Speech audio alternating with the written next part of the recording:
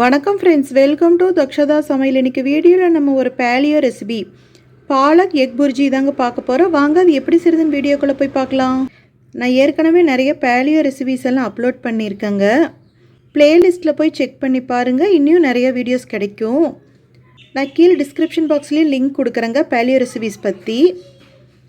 Paleo மெத்தடில் இன்றைக்கி நம்ம பாலக் எக் புர்ஜி செய்ய போகிறோங்க. அதுக்கு அடுப்பில் ஒரு கடாய் வச்சுக்கலாம். அதில் 1 ஸ்பூன் வெண்ணெய் விட்டுக்கலாங்க. இது அன்சால்டட் பட்டர், உப்பு இல்லாத வெண்ணெய்.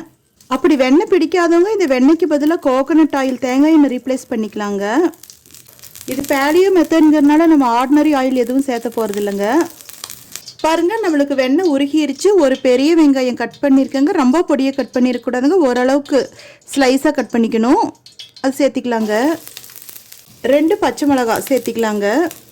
லோ ஃப்ளேமில் வச்சு நம்ம நல்லா வதக்கிக்கலாம். பாருங்கள், நல்லா வதக்கிட்டோம். 2 கைப்பிடி பாலக்கீரை வாஷ் பண்ணி நறுக்கி வச்சுருக்கேங்க, அதை சேர்த்திக்கலாம். இதுக்கு தாங்க நம்ம அகலமான கடாய் எடுத்திருக்கோம். ஃபஸ்ட்டு நிறைய இருக்க மாதிரி தான் இருக்கும், அப்புறம் நம்ம வதக்க ரொம்ப கம்மியாயிருங்க.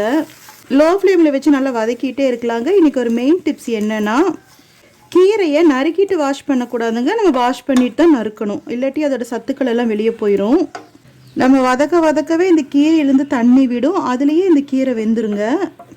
பாருங்கள், நம்ம நல்லா வதக்க எவ்வளோ சுருங்கி போச்சு நம்ம இங்கே விட்ட கீரை. இப்போ இந்த கீரையில் நம்ம 1/2 ஸ்பூன் மஞ்சள் சேர்த்திக்கலாங்க.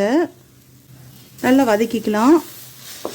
இப்போ நம்ம இந்த கடாயில் 4 முட்டை உடச்சி ஊற்றிருக்கேங்க, அது சேர்த்திக்கலாம். நல்லா கலந்து விட்டுறலாங்க.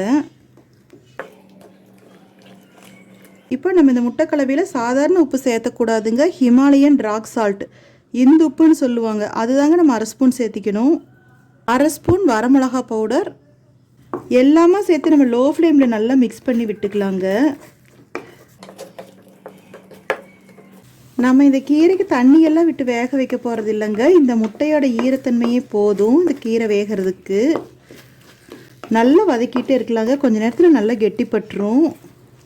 பாருங்கள், நல்லா முட்டை வெந்து கொஞ்சம் சுருங்கி வரும்போது நம்ம 1/2 ஸ்பூன் மல்லித்தூள் சேர்த்திக்கலாங்க.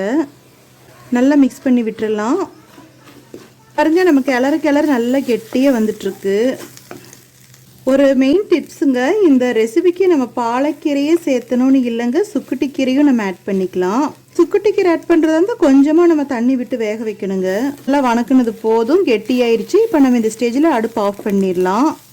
நம்ம சேனல் பிடிச்சிருந்தா லைக் பண்ணுங்கள், கமெண்ட் பண்ணுங்கள், ஷேர் பண்ணுங்கள், சப்ஸ்கிரைப் பண்ணுங்கள். அப்படியே பக்கத்தில் இருக்கிற பெல் ஐக்கானையும் மறக்காமல் கிளிக் பண்ணுங்கள். தேங்க்யூ.